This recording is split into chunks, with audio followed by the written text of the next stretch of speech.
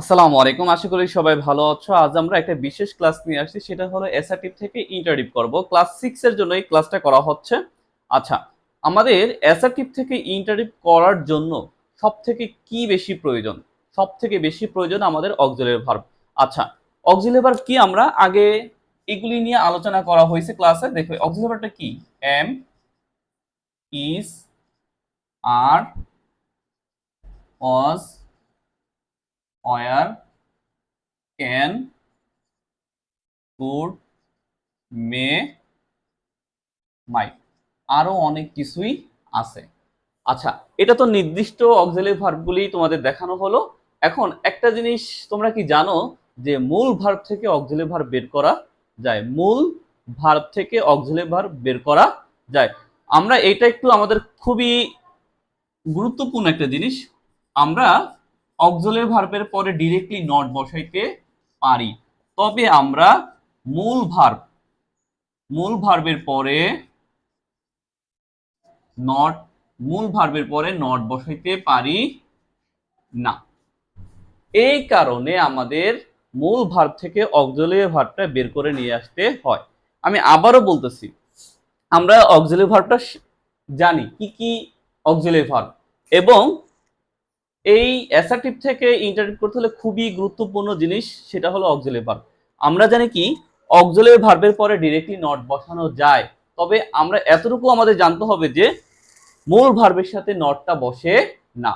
মূল ভার্বের সাথে নট বসে না। মূল ভার্ব থেকে আমাদের অক্সিলারি ভার্ব বের করে নিয়ে আসতে হবে, তারপরে নটটা যোগ করতে হবে। আচ্ছা, কিভাবে একটু লক্ষ্য করি। ধরো হি ইট, এখানে ইটটা হলো মূল ভার্ব। ইটটা কি? মূল ভার্ব। এই মূল ভার্ব থেকে আমাদের অক্সিলারি ভার্বটা বের করে নিয়ে আসতে হবে। আচ্ছা, ভার্বের অন থাকার কারণে, এটা ভার্বের অন থাকার কারণে আমরা কি ভার্বের অন থেকে অক্সিলারি ভার্ব বের হয়ে আসে ডু। ভার্বের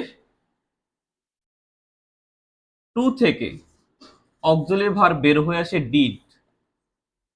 ভার্বের ধরো এখানে গোস আছে, ভার্বের অনের সাথে এস অথবা ইএস আছে। ভার্বের অন অথবা ভার্বের অনের সাথে যদি এস বা ইএস থাকে, তখন আমরা কি অক্সিলারি ভার্বটা বের করে নিয়ে আসি? আমরা তখন অক্সিলারি ভার্বটা ডাজ বের করে নিয়ে আসি। আমি আবার একটু বলতেছি, সবাই একটু লক্ষ্য করে দেখো। আমাদের ইন্টারেটিভ করার জন্য এই অক্সিলারি ভার্বই খুবই গুরুত্বপূর্ণ, তাই তো? আচ্ছা, আমরা এটা জানি যে অক্সিলারি ভার্বের পরে নট বসাইতে হয়, বসানো যায় আর কি, সরাসরি অক্সিলারি ভার্বের পরে নটটা বসানো যায়। তবে মূল ভার্বের সাথে নটটা বসানো যায় না। মূল ভার্ব থেকে অক্সিলারি ভার্ব বের করে নিয়ে আসতে হয় আগে। আমি একটু দেখাচ্ছি, দেখো। মূল ভার্ব ধরো গোস আছে এখানে। মূল ভার্ব কি আছে? গোস। এইটা মূল ভার্বের কি? ভার্বের ওয়ান, তার সাথে এস বা ইএস আছে। এইখান থেকে আমরা অক্সিলারি ভার্বটা কি বের করে নিয়ে আসবো? আমরা ভার্বের সাথে ভার্বের ওয়ানের সাথে এস অথবা ইএস থাকার কারণে ডাজটা অক্সিলারি ভার্ব গ্রুপে বের করে নিয়ে আসবো। ভার্বের ওয়ান, এখানে ইট আছে, ভার্বের ওয়ান। ভার্বের ওয়ান যদি থাকে, তার অক্সিলারি ভার্বটা চলে আসবে কি? ডু। ভার্বের টু থাকলে সেখান থেকে অক্সিলারি ভার্বটা বের হয়ে আসবে কি? ডিড। আচ্ছা, আমাদের এই যে আমরা অক্সিলারি ভার্বগুলি ভার্ব থেকে বের করে নিয়ে আসলাম, এই অক্সিলারি ভার্বের পরে আমরা ডিরেক্টলি নটটা বসাইতে পারবো।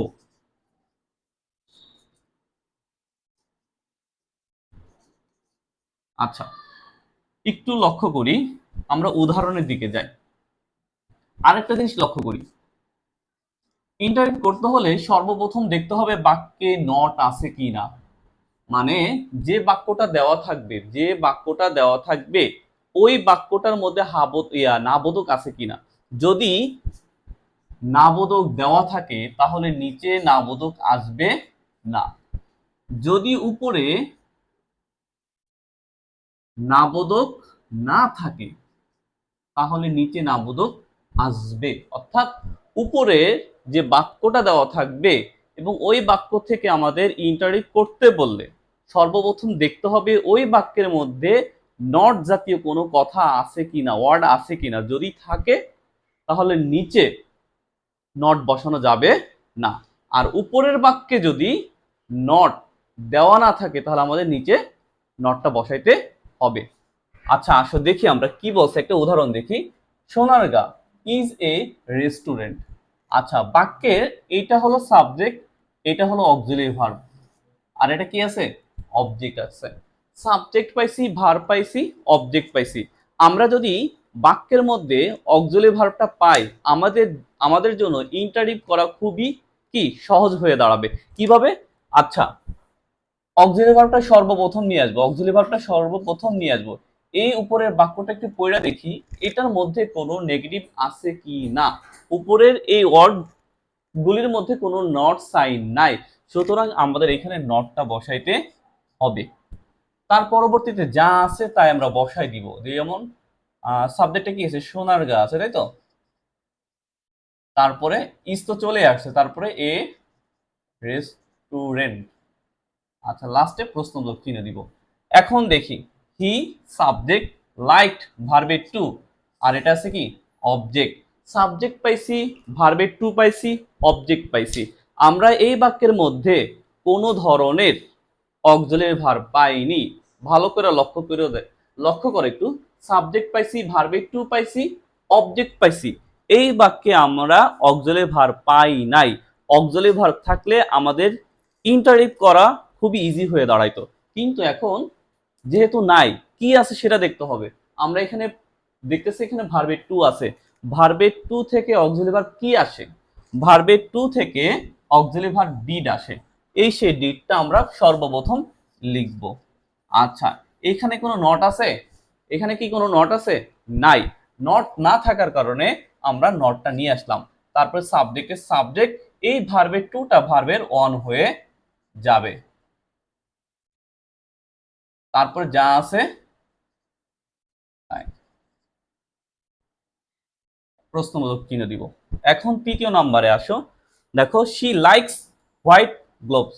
আচ্ছা এই বাক্যে শি সাবজেক্ট, লাইকসটা ভার্ব, আর এটা অবজেক্ট আছে। এই বাক্যেও আমরা কোনো কি অক্সিলারি ভার্বটা পাই নি। তাহলে আমাদের কি মূল ভার্ব অনুসারে অক্সিলারি ভার্বটা বের করতে হবে। এইখানে লাইকসটা ছিল কি ভার্বের অনের সাথে এস বাই ইয়েস। এই যে ভার্বের অনের সাথে যদি এস বাই ইয়েস থাকে তাহলে কি আসবে, অক্সিলারি ভার্ব আমাদের ডাস আসবে। ভার্বের অনের সাথে এস অথবা ইয়েস থাকে, ওই ভার্বের অনের সাথে এস বাই এস থাকলে সেইখান থেকে আমাদের অক্সিলারি ভার্ব ডাসটা বের করে নিয়ে আসতে হবে। তাহলে এই লাইকের সাথে এস থাকার কারণে আমরা কি বুঝে নিব এই ভার্বের অনের সাথে এস বাই এস আছে, এই জন্য কি আসবে, অক্সিলারি ভার্ব ডাস আসবে। এখানে কি নট আছে, এই বাক্যের মধ্যে কোথাও আমরা নট পাইনি, এই জন্য আমরা এখানে নটটা নিয়ে আসব। তারপরে সাবজেক্ট কি আছে, সি, সেটা আনলাম। তারপরে ভার্বের অন হবে, এখানে আর এসটা হবে না। তারপর বাকি যা আছে তাই আমরা ব্যবহার করব। লাস্টে প্রশ্নবোধক। এখন দেখো prevention is better than cover, এই বাক্যের মধ্যে আমরা অক্সিলারি ভার্বটা পেয়েছি, সুতরাং আমরা এটা কি খুব ইজিলি আমরা কি করতে পারবো, ইন্টারপ্রেট করতে পারবো। সর্বপ্রথম যে অক্সিলারি ভার্ব আছে সেটা নিয়ে আসবো, আনলাম। এই বাক্যের মধ্যে কোথাও আমরা নট পাইনি, সুতরাং আমরা এখন নটটা ব্যবহার করতে পারবো। তারপরে বাকি যা আছে সেটা চলে আসবে। প্রিভেনশন বেটার দেন কভার, প্রশ্নবোধক।